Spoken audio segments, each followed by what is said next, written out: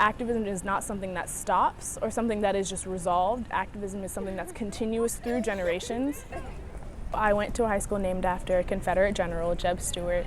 I was the leader of a student organization called Students for Change, which advocated for the changing of my high school's name and the removal of all Confederate symbols. We were finally successful, so I'm the first graduating class from Justice High School, and I think that there's a lot of parallels to what I've experienced here as well. It's a very similar discussion that I've seen with the issues here versus the issues at my high school.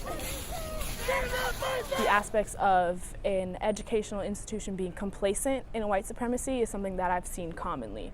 We are here and our voices are heard because the UNC system tries to say that this issue is resolved. It's not. Even though the decision was reversed by a judge, the impact of the decision is still the same because this university showed students of color and the student body in general that when push comes to shove, they will remain complacent in white supremacy instead of protecting their students of color.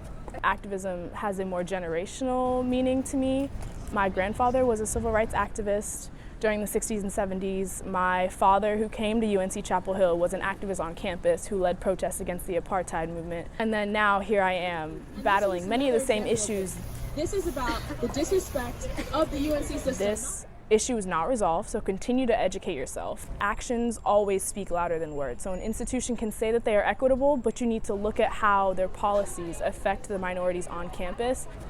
Even though we do place unnecessary burden on students of color to be the activists, if we don't advocate for ourselves, who will advocate for us?